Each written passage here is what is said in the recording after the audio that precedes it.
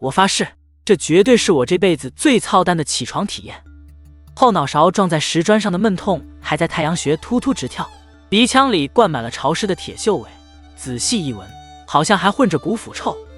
挣扎着撑起上半身，铠甲关节发出咯吱咯吱的抗议声，这才发现祭坛边趴着个浑身是血的老太太，断剑从后背斜插进去，暗红的血渍在石砖缝里结了痂。喂，大姐！我扯着嗓子喊了句，伸手戳她肩膀时，金属手套蹭开她灰白头发，露出后颈大片青紫色尸斑。系统突然弹出提示框，发现褪色者遗体，是否拾取遗物？我鬼使神差的点了是，刚摸到他掌心的铜片，屏幕突然炸开猩红特效，那半枚徽章直接嵌进我手背皮肤，密密麻麻的金色纹路顺着血管往上爬，疼得我差点把键盘砸了。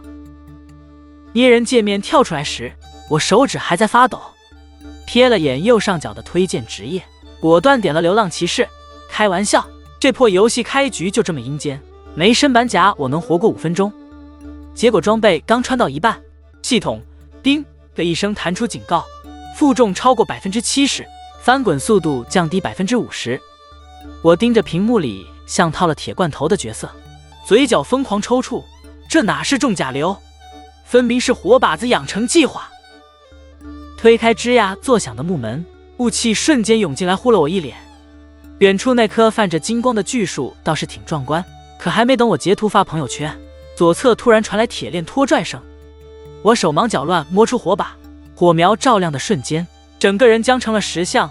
3米高的铠甲骑士骑在巨马上，头盔上的独角滴着金色粘液，旗枪尖端还串着半具哥布林尸体。这特么是新手村！我尖叫着往后跳，结果脚底一滑，冤盾咣当砸在石阶上。大树守卫的面罩下红光暴涨，马蹄踏碎石板的轰鸣震得我耳膜生疼。旗枪擦着鼻尖刺进地面，飞溅的碎石在板甲上砸出一连串火星。我连滚带爬往雾里钻，背包里的红琥珀链坠个的肋骨生疼，身后传来巨马嘶鸣和破空声，那孙子居然在追我！也不知道摔了多少跟头，等我扶着艾雷教堂的木门喘气时，火把早灭了，左手还死死攥着半块啃过的红琥珀，肩胛凹进去个大坑，8成是刚才被旗枪尾端扫的。系统提示音适时响起，获得成就新手村噩梦，在大树守卫手下存活1分钟。我对着屏幕比了个中指，突然注意到祭坛角落摆着个燃烧的火把，石壁上用暗红颜料画着扭曲的符文，黄金树的礼物，是枷锁。鬼使神差的掏出那枚徽章，铜片在火光下泛着诡异的光泽。褪色者剪影的断剑剑尖正指着教堂深处的暗门。我咽了咽口水，把冤盾靠墙放好，解下的胸甲砸在地上，溅起一片火星。远处传来此起彼伏的狼嚎，我摸出锈时长剑挑了挑火堆，火光照在墙上，我的影子被拉得老长，活像只背着盾牌的大螃蟹。算了，我打了个哈欠，把剑抱在怀里当枕头，明天先去铁匠铺修修装备，要是能找到逃课路线就更好了。闭上眼睛前，最后一眼看见徽章上的纹路又亮了亮，在黑暗里划出细小的血痕，晨光像融化的铜水，从艾雷教堂破碎的彩窗里蜿蜒而下，在满是裂痕的石砖地面落下一片片诡异光斑。我正猫着腰，把变形的肩胛底在祭坛边缘来回敲打，试图把昨天被大树守卫砸出的凹痕整平，冷不丁听见身后传来丝绸摩擦的窸窣声，肌肉瞬间绷紧。我条件反射地抄起脚边的冤盾，转身时金属护腕撞在石柱上，蹦出一串火星。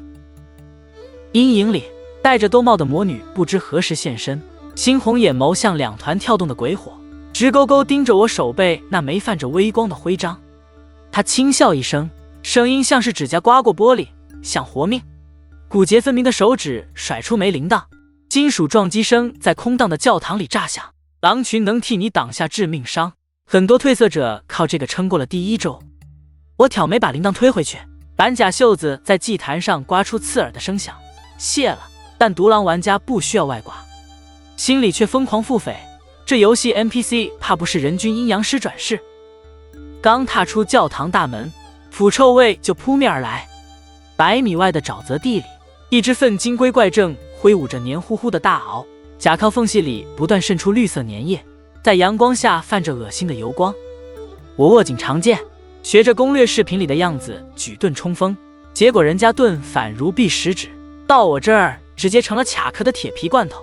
叮的一声脆响，盾牌堪堪挡住攻击，可耐力条眨眼间就见底了。粪金龟怪的螯肢擦着脸颊扫过去，剧痛瞬间蔓延整个脑袋，血条直接掉了1/3，屏幕边缘渗出的血红色特效看得我眼睛发疼。靠！这破盾根本不靠谱！我骂骂咧咧的翻滚躲避，后背狠狠撞上块坚石，疼得眼前直冒金星。就在粪金龟转身的刹那，它甲靠缝隙间露出的粉红色软肉让我瞳孔骤缩。论坛老哥说的弱点击破，我强忍着肩胛变形带来的酸痛，绕着它兜圈子，找准它挥动螯肢的间隙，长剑狠狠扎进它尾巴根部。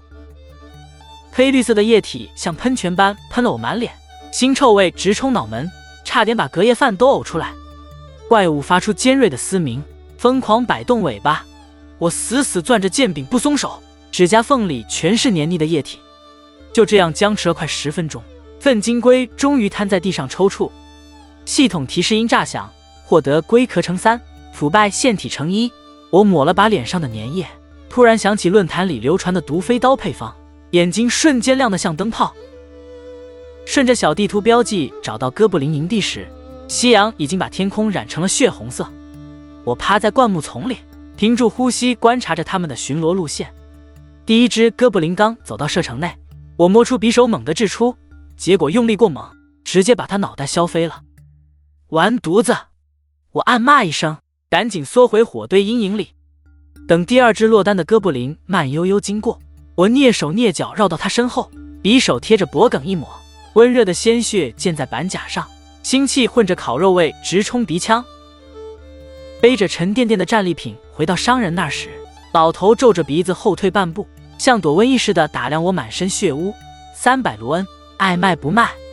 我咬着牙攥紧卢恩，冲进道具店时，红琥珀药剂的标价看得我直抽冷气。这哪是药剂，分明是液态黄金！我肉疼的买下一瓶，又用龟壳换了把生锈的小刀。走出店铺时，暮色里传来隐隐约约的狼嚎。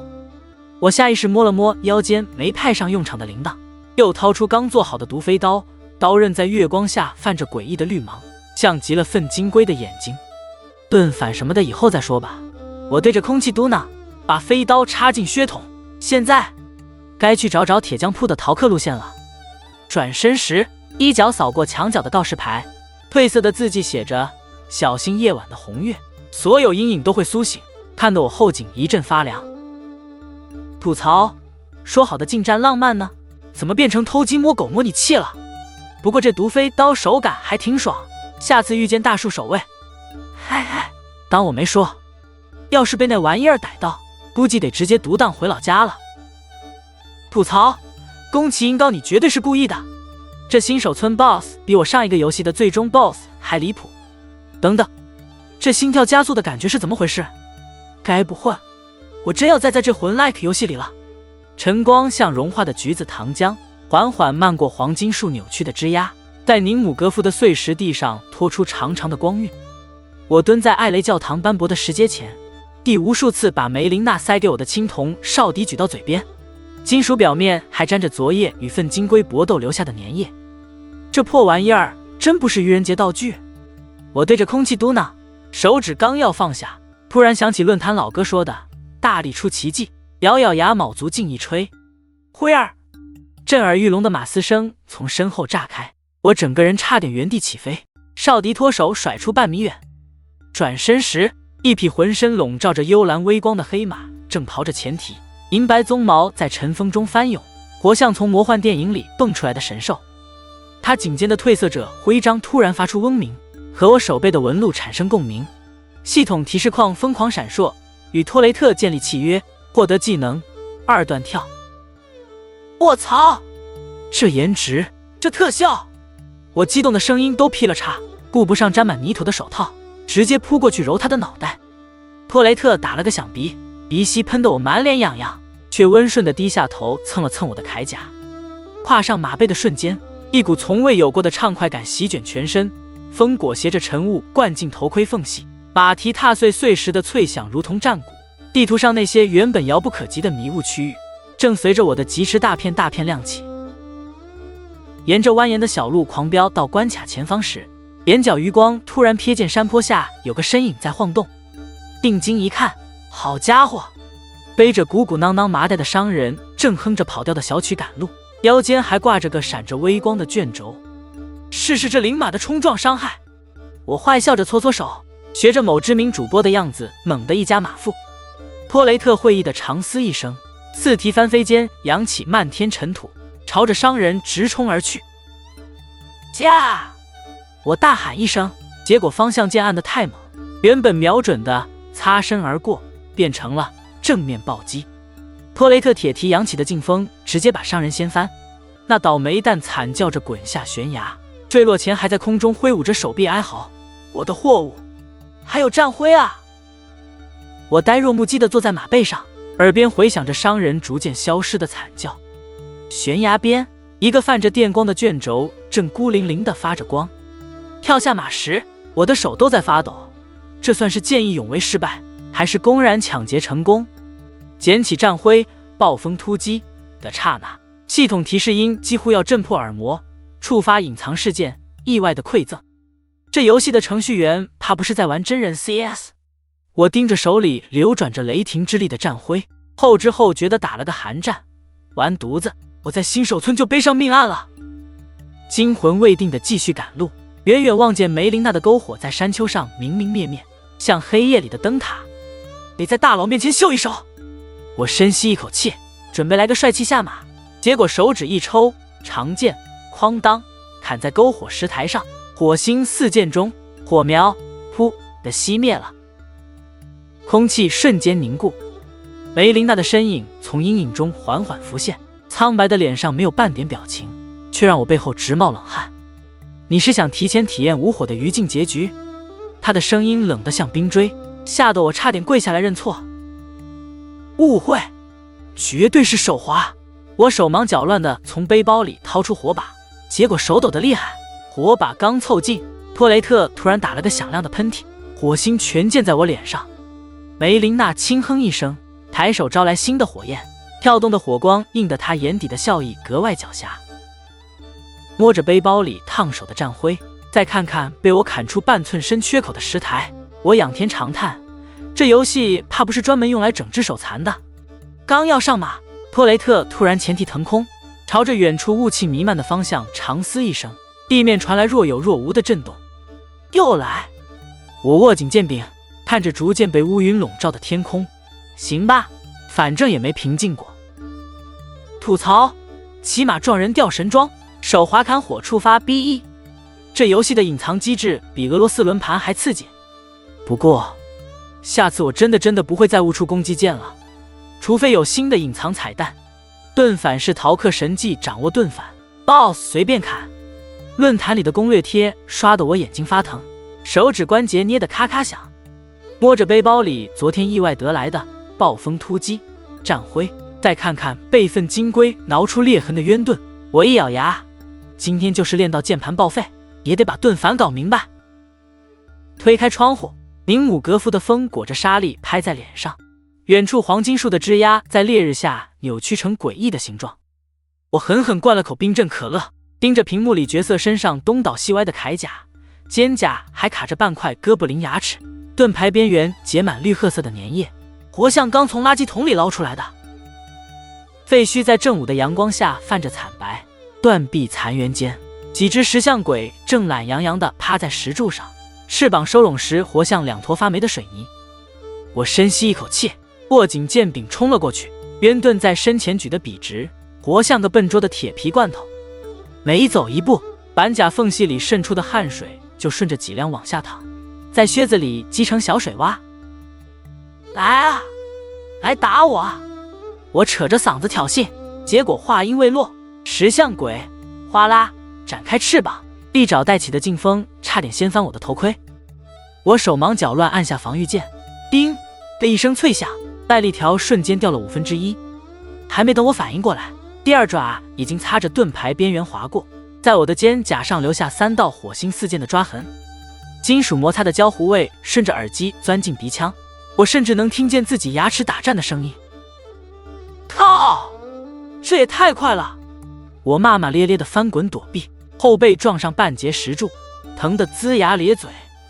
打开攻略视频逐帧慢放，主播的操作行云流水，防御成功的瞬间，重攻击键按的比我敲键盘还快。再看看自己的操作，不是按早了，就是慢半拍。石像鬼的爪子每次都精准卡在我防御的空隙，活像在玩猫捉老鼠。有次甚至因为太紧张，误把空格键当成防御键，直接原地起跳，被石像鬼当成火把子追着揍。第5次被石像鬼掀翻在地时，我的血条已经见底。看着屏幕里角色狼狈的样子，我气得摘下头盔狠狠摔在桌上。这破盾反根本不是人能学会的。刚想摔键盘退游戏，论坛里某个老哥的回复突然跳进视线，新手建议找固定攻击模式的怪猎，比如石像鬼。我狠狠揉了把脸，镜子里的自己眼下挂着青黑，活像被揍了2拳。我盯着远处重新归位的石像鬼，咬了咬牙，捡起头盔重新戴上。再来！我握紧盾牌，眼睛死死盯着石像鬼翅膀的细微动作。他俯冲的刹那，我几乎是凭着本能按下防御键。叮！熟悉的金属碰撞声响起，这次耐力条居然只掉了1小格。我激动的手指发颤，重攻击键却按成了翻滚，下一秒就被石像鬼扑了个正着。这次更惨，他翅膀横扫过来，直接把我扇进了废墟的臭水沟，屏幕里瞬间飘满绿色的呕吐特效。就差一点！我抓狂地抓着头发，额角的汗珠滴在键盘上，把 WASD 键都泡得黏糊糊的。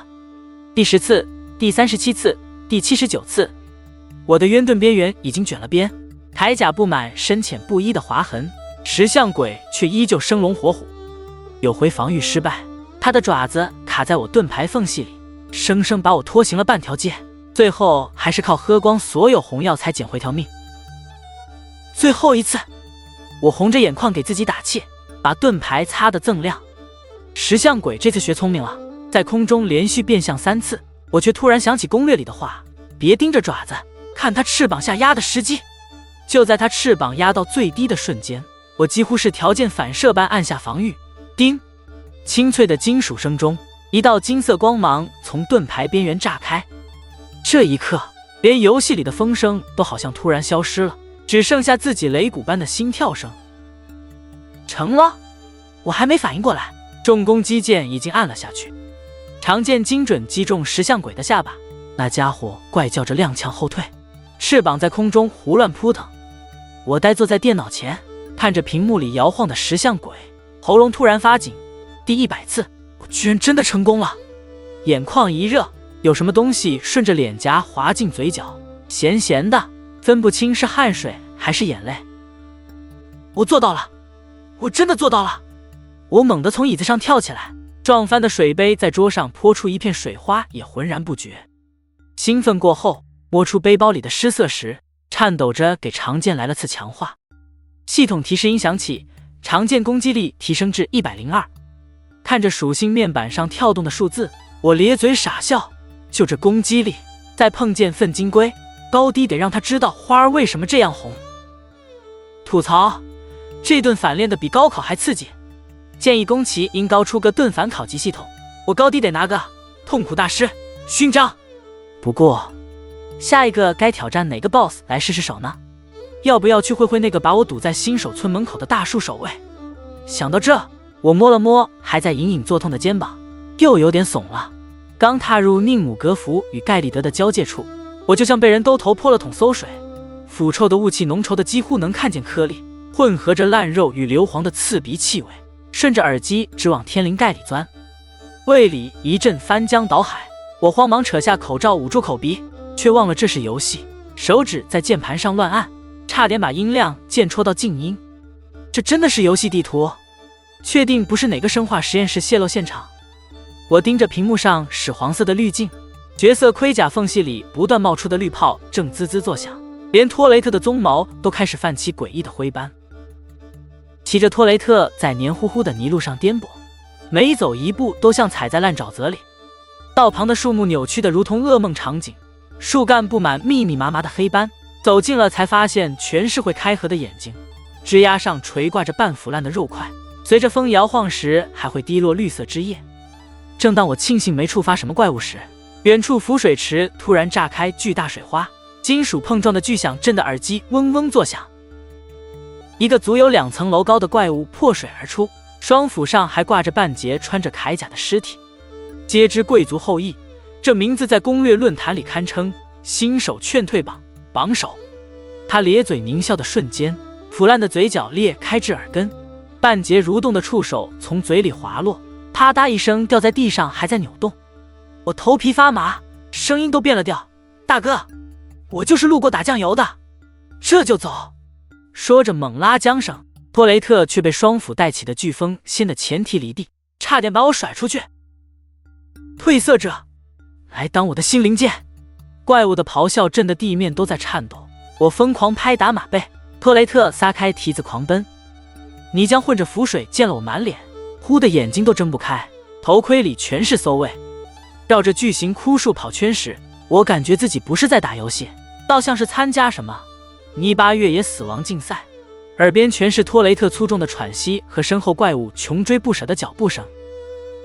终于，怪物的斧头卡在树干缝隙里，我握紧长剑，咬牙冲过去，剑尖刚刺中他关节处的缝合线，腐肉与金属摩擦的刺耳声响彻耳膜。突然，怪物发出非人的尖笑，身体开始剧烈膨胀，皮肤下青筋暴起，泛着诡异的红光。卧槽！这货要自爆！我瞳孔骤缩，拼命拉着缰绳后退，可爆炸产生的气浪还是将我先飞出去。屏幕瞬间变成血红色，血条以肉眼可见的速度清零。我手忙脚乱，连灌3瓶红药，看着角色惨白的脸，心脏还在胸腔里疯狂跳动。趴在地上喘着粗气，我盯着背包里闪着幽光的毒飞刀，突然想起论坛老哥的毒瘤打法，重新召唤托雷特。我骑着马开始绕圈迂回，每次找准怪物攻击间隙，就甩出飞刀。毒刃扎进他伤口的瞬间，绿色毒雾腾起，怪物的动作肉眼可见的迟缓下来。让你尝尝逃课玩家的终极奥义！我得意的大喊，结果乐极生悲，被路边凸起的树根绊的人仰马翻，脸着地摔进泥坑，嘴里全是腐臭的泥浆，差点咬掉自己的舌头。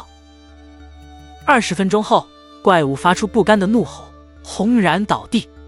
我瘫坐在腐泥里，看着系统提示获得皆知贵族后裔的大斧腐败心脏，突然反应过来，堂堂独狼玩家居然靠毒飞刀这种阴招过了 BOSS。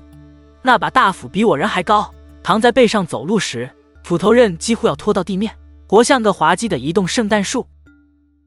起身时，远处红琥珀湖泛着诡异的紫光，湖底隐约有巨大黑影游动。我打了个寒战，拍了拍托雷特沾满泥浆的脖子，算了，今天的心理阴影 KPI 已经超标，先找个地方洗洗装备吧。这味儿，我感觉自己都能直接当生化武器了。吐槽，盖利德这地图绝对是宫崎英高的复仇之作。皆知贵族后裔会自爆是什么反人类设定？建议改名叫新手血压飙升大师。不过话说回来，毒飞刀真香，什么独狼尊严，在能过关面前都是浮云。下次遇到 BOSS， 高低还得整一手逃课绝活。正门那几个妲己的守卫，一套连招直接半血蒸发，这谁顶得住啊？我把脸对到屏幕前，盯着罗德尔王城高耸的城墙，头盔下的眉毛拧成了死结。滚动鼠标滑轮，论坛里大神分享的下水道逃课路线突然弹出，配图里全是密密麻麻的前方高能非战斗人员撤离警告。可再看看背包里见底的红琥珀药剂，咬咬牙，总比被长枪捅成蜂窝强。生锈的铁栅栏被我一脚踹开，浮水混合着烂菜叶的霉味扑面而来，像有人把发馊的泔水都投浇下。我条件反射的往后一缩，这才想起戴着头盔，却还是忍不住干呕了2声，胃里的泡面残渣直往上涌。刚走2步，火把噗的被不知从哪冒出来的阴风扑灭，黑暗瞬间将我吞噬。潮湿的空气裹着铁锈味涌进鼻腔，我摸索着掏出备用火把，打火机的火苗在潮湿的空气中明明灭灭，每一次闪烁都把墙壁上扭曲的影子拉得老长。好不容易点燃，昏黄的光晕里，墙壁上密密麻麻的粘液痕迹泛着诡异的青绿色，像极了某种生物爬行留下的咸水。这地方怕不是异形片场吧？我咽了咽口水，喉结在金属护颈上撞出闷响。握紧长剑的手心里全是汗，金属护手在火把下映出我紧绷的脸，眼睛瞪得像铜铃，额角的汗珠顺着头盔缝隙往下淌，在锁骨处汇成小股溪流。突如其来的声响从头顶传来，像砂纸磨过生锈的管道，又像是无数条蛇在摩擦鳞片。我举着火把疯狂转圈，脖颈处的肌肉因为过度紧绷而刺痛。光柱扫过头顶的瞬间，心脏几乎停跳。一只水桶粗的巨型蚯蚓倒挂在管道上，身体布满恶心的肉褶，每一次蠕动都挤出淡黄色的粘液。头顶3只复眼散发着幽绿的光，像浸在福尔马林里的死鱼眼珠，嘴边触须正贪婪地吸张着，仿佛下一秒就要将我撕碎。酸液泼来的瞬间，我条件反射的举盾，滋啦一声，圆盾表面腾起白烟，焦糊味混着酸臭直冲鼻腔。线条以肉眼可见的速度掉了1/3，系统提示的红色特效在眼前炸开，刺得眼睛生疼。救命啊！我连滚带爬往后退，后背撞上湿漉漉的墙壁，黏糊糊的苔藓蹭了一身，像有人在我铠甲里塞了团发霉的棉花。火把不知何时又熄灭了，黑暗中蚯蚓游动时的嘶嘶声越来越近，混合着它腥臭的呼吸，我甚至能感觉到粘液滴落在头盔上的凉意。慌乱中，我的手指终于触到背包里的爆炸壶，壶身还沾着盖利德的腐泥，那是用30个哥布林牙齿换来的宝贝，一直舍不得用，此刻却成了救命稻草。拼了！我咬牙拧开壶盖，朝着声音传来的方向狠狠扔过去。轰！剧烈的爆炸声震得耳膜生疼，下水道里弥漫着刺鼻的硝烟味，碎石和腐肉噼里啪啦砸在身上。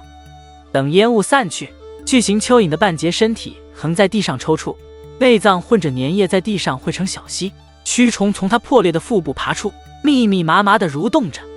我强忍着胃部翻涌走过去搜刮战利品，从它腐烂的肉堆里摸出一枚戒指，界面居然是颗蠕动的蛆虫，在火光下泛着油亮的光泽，每一次扭动都能看见它体内黑色的消化道。哦！我当场扶着墙干呕出声，喉咙火辣辣的疼，差点把红琥珀药剂吐出来。系统提示倒是欢快的要命，获得稀有饰品蛆虫戒指，效果攻击时有概率使敌人中毒。谁爱用谁用。我骂骂咧咧地把戒指塞进背包最底层，总觉得它那恶心的样子能透过屏幕爬出来，连带着看背包里的其他道具都像是沾了粘液。爬出下水道时，夕阳的余晖刺得我睁不开眼。我瘫坐在路边，铠甲缝隙里渗出的粘液在地上晕开深色痕迹。突然，远处传来微弱的嘶嘶声，浑身的鸡皮疙瘩瞬间炸开。我条件反射地抄起长剑，金属碰撞声惊飞了树梢的乌鸦。结果发现只是风吹过草丛的声音，这才意识到自己的手臂还在不受控制的发抖。完了，我怕是得了 PTSD 创伤后应激障碍。我苦笑着摇摇头，摸出最后一瓶红药灌下去，药味混着下水道的腐臭在口腔里散开，胃里又是一阵翻江倒海。吐槽：王城下水道简直是心理变态的温床。宫崎英高，你是不是和蚯蚓有仇？这蛆虫戒指设计出来是想让玩家做噩梦吗？下次打死我也不走下水道了，除非他给我掉神器。要是真有那一天，我当场直播生吃蛆虫戒指。不对，这玩意儿看着就倒胃口，当我没说。鎏金大门在我颤抖的手掌下缓缓开启，金属铰链发出垂死般的呻吟，扬起的灰尘混着腐泥的酸臭，让我差点当场作呕。这双手刚刚才从下水道的烂泥里拔出来，此刻却要直面王城最恐怖的守卫者。抬头望去，王座厅穹顶垂落的黄金树根系如同巨大的蛛网吧，在幽暗中泛着诡异的微光，每一条脉络都仿佛在有节奏的搏动，仿佛整个空间都活了过来。正中央的高台上，恶兆王蒙格特身披荆棘缠绕的黑袍，宛如一座移动的噩梦堡垒。他手中的巨斧刃口凝结着暗红血痂，还在往下滴落着粘稠的液体，在地面腐蚀出滋滋作响的坑洞。当他缓缓转头，面具下猩红的目光扫过我时，我感觉后颈的汗毛都竖了起来，仿佛被远古巨兽盯上的猎物。就凭你这褪色者，也想染指艾尔登法环？他的声音像是从地狱深处传来，像砂纸磨过生锈的铁门，震得我头盔嗡嗡作响，耳膜生疼。话音未落，巨斧已经裹挟着腥风劈面而来，带起的气流甚至掀飞了我额前的碎发。我慌忙举盾格挡，轰的一声巨响，整个人被砸得倒退3步，膝盖重重磕在大理石地面上，发出清脆的鼓响，虎口瞬间发麻，长剑差点脱手而出。抬头一看，圆盾上已经凹出一个狰狞的斧痕。不过第一阶段的攻击虽然凶猛如雷，但好歹能摸清规律。我紧盯着蒙格特的动作，发现他每次蓄力劈砍前，肩膀都会不可察觉地微微下沉，就像在黑暗中抓住了一丝光亮。我屏息凝神，在他下一次攻击的瞬间，精准按下防御键。叮，久违的盾反音效响起，火星四溅中，我顺势将长剑刺向他的腰腹。然而那坚硬如铁的鳞片却将剑刃弹开，只擦破了表层，溅起一串不甘的火星。当蒙格特的血量掉到一半，诡异的变化骤然而至，他仰天发出一声震耳欲聋的怒吼，黑袍下猛然伸出无数扭曲的树根，如同贪婪的巨蟒疯狂舞动。他的身体以肉眼可见的速度膨胀，直到2层楼高，背后绽开的黄金树须影照亮了整个大厅，刺得我睁不开眼。这货开挂了吧？我目瞪口呆地看着他挥出的树根横扫千军，所过之处地砖寸裂，冲击波如同飓风般袭来，掀得我差点站不稳脚跟。血条在疯狂跳动，我手忙脚乱的连滚带爬，绕着王座开始了绝望的狂奔。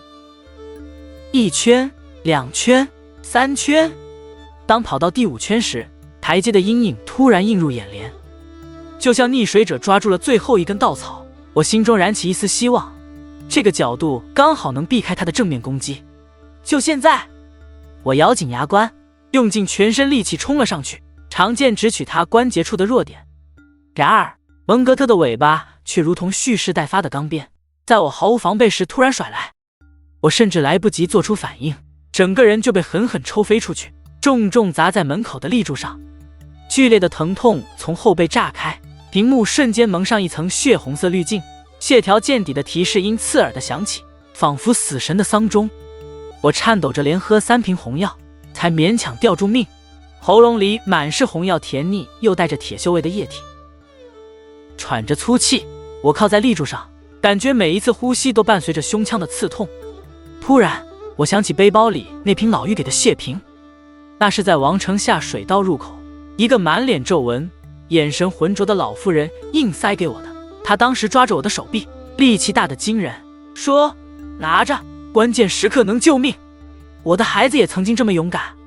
此刻我别无选择，死马当活马医，拧开瓶盖一饮而尽。甜腥的液体划过喉咙，一股暖流突然从胃里涌起，蔓延到4肢百骸。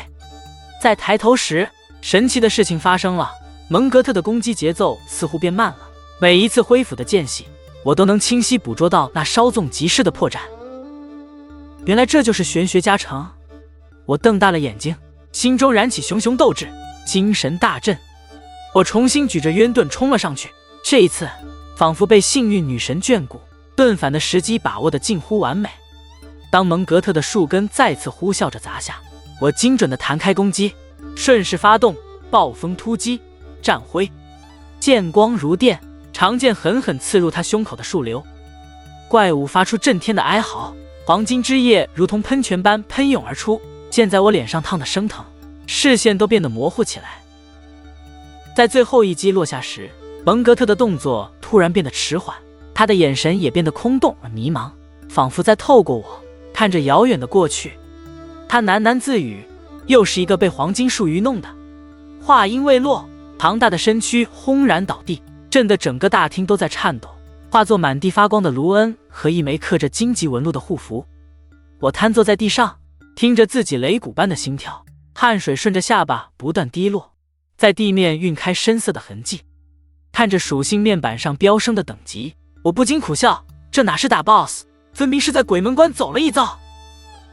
吐槽，蒙格特这 BOSS 战设计的太不讲武德了，2阶段变身直接从战士进化成魔法大树，这谁顶得住？不过老玉的血瓶简直是开挂神器，建议改名叫欧洲人专属饮料。下一个 BOSS 说什么我也得先找找有没有隐藏加成道具，说不定还能遇到送外挂的神秘 NPC 呢。托雷特的蹄子刚踏上红光阶梯，我握着缰绳的手掌就沁出了冷汗，脚下翻涌的云雾像是沸腾的沥青，时不时有尖锐的冰晶刺破云层，在托雷特的蹄边炸开。远处悬浮的岛屿轮廓扭曲，断裂的建筑残骸如同巨兽的肋骨，在猩红的天空下泛着诡异的灵光。这地图特效怕不是烧了策划10年工资。我声音发颤的吐槽，手指无意识摩挲着腰间的扩剑，这把剑才用恶兆王掉落的卢恩强化到+8，剑身上流转的金色纹路此刻却烫得惊人，仿佛在预示着即将到来的危险。突然，一声尖锐的鹰力撕裂云层，震得我耳膜生疼。抬头的瞬间，瞳孔猛地收缩，那根本不是鸟，而是一片移动的阴影。风暴鹰往俯冲而下时，钢铁般的羽翼切开云雾，发出刺耳的金属摩擦声，底下布满倒刺的利爪比我的身高还长，每根指甲都泛着幽蓝的毒光。它的喙部流转着诡异的紫光，眼睛里燃烧的幽蓝火焰仿佛2团鬼火，正死死锁定我的位置。这哪是鸟，分明是会飞的拆迁队！我扯着嗓子大喊，喉咙因为过度紧张而发疼，慌忙拉动缰绳让托雷特侧身，可那利爪还是擦着铠甲划过，刺啦一声，肩甲直接被掀飞，金属碎片溅在脸上划出细小的血痕，血条瞬间少了一半，疼痛的提示特效在眼前炸开，我疼得龇牙咧嘴，头盔里的汗水顺着脖梗流进铠甲缝隙，凉得刺骨。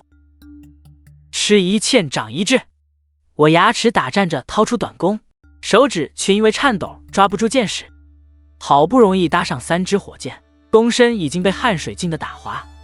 尝尝这个！箭矢破空而去的瞬间，我感觉心脏都要跳出嗓子眼。火箭精准命中鹰王右翼，怪物发出愤怒的嘶鸣，翅膀上燃起的火焰照亮了他扭曲的面孔，那模样活像从地狱爬出的恶鬼。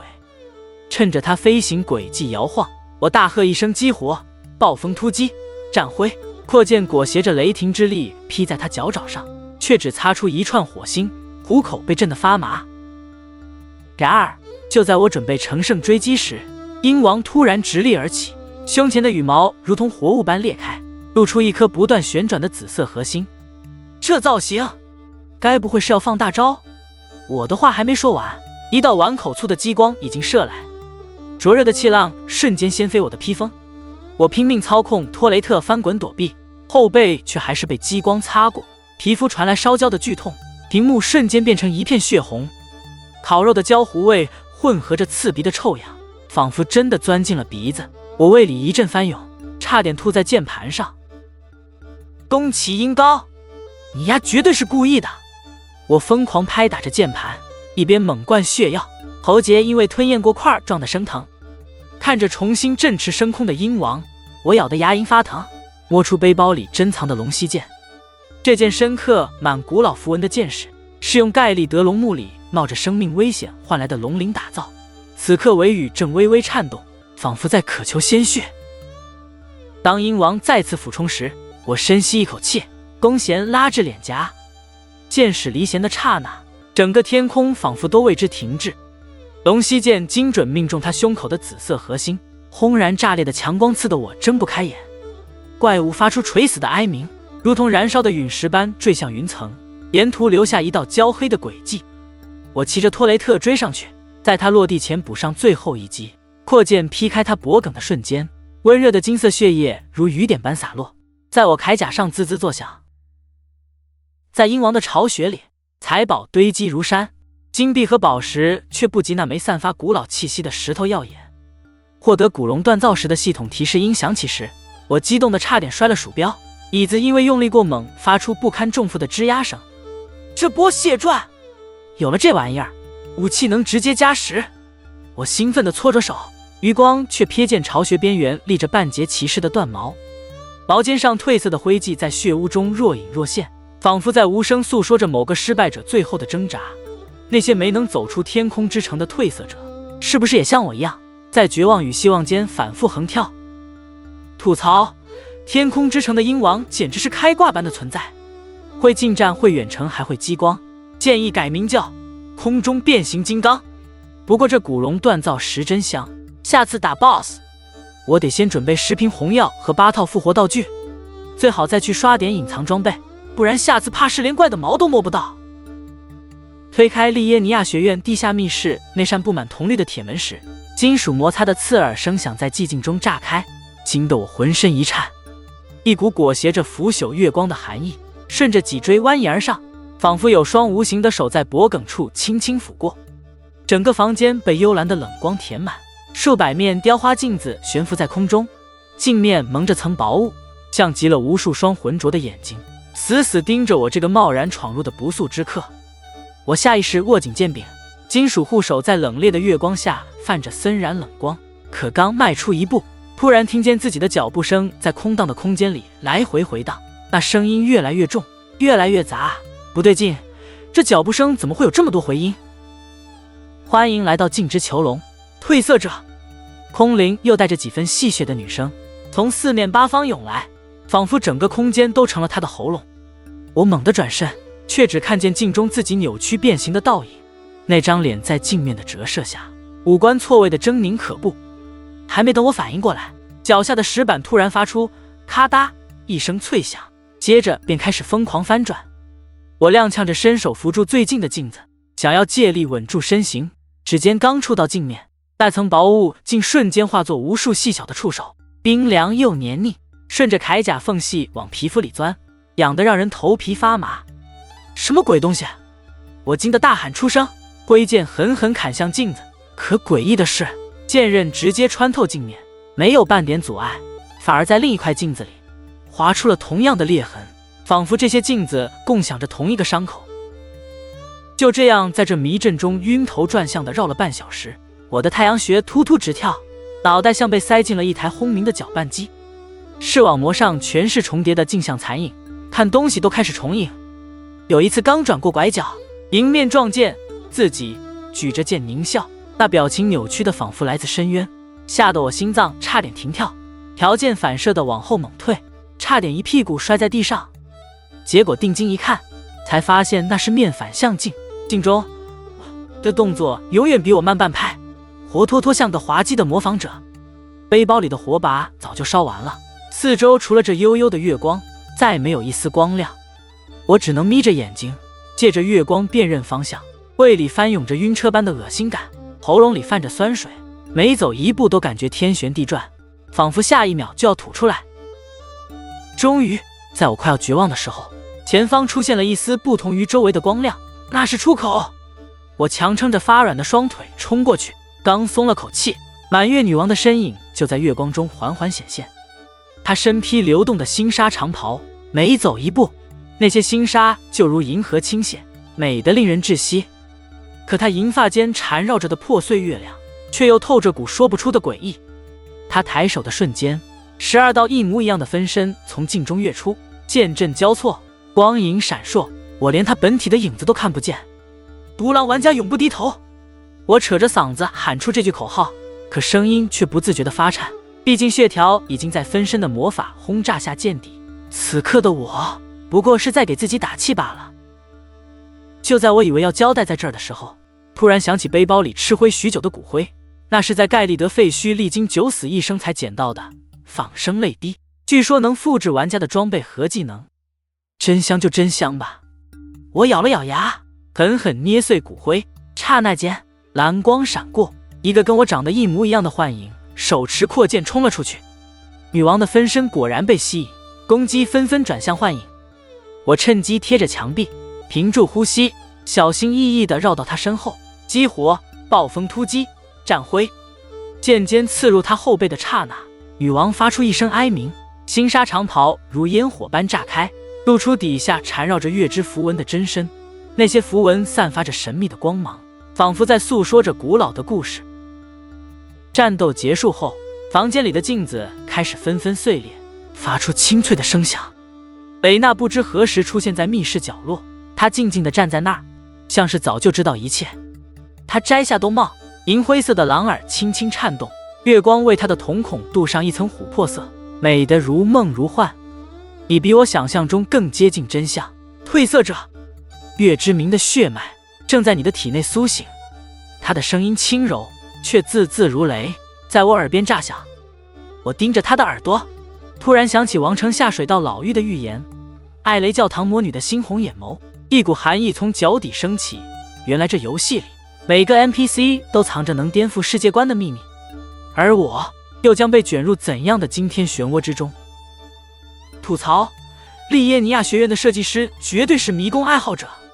镜子迷宫比密室逃脱还变态，建议改名叫 3D 眩晕模拟器。玩完这关，我感觉自己都能去考驾照科目2的直角转弯了。不过仿生泪滴真相，独狼的尊严在通关面前一文不值。话说回来，蕾娜的狼耳，这游戏的 NPC 颜值都这么犯规的吗？难道制作组偷偷请了迪士尼的设计师？下次遇到 NPC， 我得先问问有没有隐藏的变装秀。踏入黄金树根部的瞬间，我仿佛坠入了某个扭曲的生物内脏。浓稠如沥青的空气里悬浮着细碎的金色絮状物，每呼吸一口都像是在吞咽掺了铁锈的蜂蜜。盘根错节的树根如同巨型章鱼的腕足，表面布满不断开合的孔洞，时不时渗出金黄色粘液，在地面汇聚成散发着腐臭的溪流。盔甲缝隙里残留的满月女王星纱，此刻正被粘液腐蚀得滋滋作响，而我强忍着胃部翻涌，举着火把的手都在微微发抖。这地方的味道比盖利德的臭水沟还上头。我扯下头盔边缘的面甲，试图让冷空气缓解鼻腔的灼烧感，却不慎踩进一滩粘液。黏腻的触感顺着靴筒往上爬，仿佛有无数细小的触手在皮肤上蠕动。摇曳的火光中，一尊足有3层楼高的雕像缓缓显现，两根扭曲如巨蟒的手指直指天空，表面覆盖着跳动的血管状纹路，肉粉色的表皮下隐约可见黑色的脉络，像是某种活物的内脏被强行凝固。这就是传说中的双指，怎么看都像外星生物。我喉咙发紧，剑尖无意识地在地面划出火星。当指尖触碰到雕像的刹那，那些纹路突然剧烈抽搐，皮肤下的黑色脉络如潮水般涌动。还没等我抽回手，沙哑如砂纸刮擦生锈铁板的声音在耳边炸开：成为王，终结苦难。声音里夹杂着液体翻涌的咕嘟声，仿佛有什么东西正从深渊深处爬出来。汗毛瞬间竖满全身，我几乎是本能地挥出长剑。金属切入血肉的闷响中，雕像表面裂开蛛网状的缝隙，黑色血浆如高压水枪般喷涌而出。腐臭的液体糊住我的眼睛，鼻腔里充满铁锈与尸臭混合的味道。我踉跄着后退，却一脚踩空，整个人跌坐在黏糊糊的树根上。等我狼狈地抹掉脸上的血污，赫然发现血浆中滚出一颗湿漉漉的眼球，虹膜上浮动的符文像活物般扭曲，粘稠的视神经还在微微颤动，正死死盯着我瞳孔里的倒影。哦！我扶着树根剧烈干呕，喉咙被胃酸灼烧得火辣辣的疼。眼球下方半张泛黄的羊皮纸正浸泡在黑血中，边缘蜷缩着被腐蚀的胶痕。颤抖着展开纸张的瞬间，指甲深深掐进掌心，画面里黄金树的枝叶正在剥落，树干上裂开的伤口中伸出无数漆黑的触须，将跪地的褪色者们拖入深渊。那些触须的纹理竟与双指雕像上的纹路如出一辙。原来之前指引我收集大卢恩，登上艾尔登王座的一切都是骗局。记忆如潮水涌来，艾雷教堂魔女猩红眼眸中的算计，王城下水道老妪布满皱纹的手塞来血瓶时的诡异笑容，此刻都化作锋利的匕首，狠狠扎进心脏。就在这时，眼球表面的符文突然爆发出刺目幽光，一个由黑色雾气组成的人影从中浮现，身形像是被风吹散的烟雾，却又带着令人窒息的压迫感。所谓的修复法环，不过是让世界继续困在轮回里。人影的声音像是无数人同时开口，在耳膜深处嗡嗡作响。我握紧长剑，剑尖却在不由自主地颤抖。那你们为什么要我走到这一步？虚影发出刺耳的尖笑，笑声中混杂着锁链断裂的声响。因为你们这些褪色者本就是棋盘上的棋子啊！话音未落，虚影如烟雾般消散，只留下空气中若有若无的腐臭味。我呆立在根系交错的阴影中，盔甲上的黑血已经凝固，在月光下泛着暗红的光泽。低头看着自己沾满污秽的双手，突然觉得这趟跨越无数生死的冒险，不过是一场精心编排的闹剧。这游戏根本没有什么光伟正的主线。我自嘲地笑出声，抬脚将仍在蠕动的眼球踹进树根缝隙。转身的刹那，余光瞥见深处还有数十尊双指雕像若隐若现，它们表面的纹路正随着我的心跳同步起伏，仿佛整个黄金树的根系都是某个巨型生物的神经网络。吐槽：宫崎英高你是不是对？恶心，有什么执念？双指雕像爆浆就算了，还滚出个会说话的眼球。建议这游戏改名叫《艾尔登法环：人类的生理极限挑战》。现在满脑子都是那个眼球的样子，今晚怕是要做噩梦了。不过话说回来，这反转确实够狠，接下来还有什么阴间玩意儿等着我？该不会要我和黄金树本体来场掏心大战吧？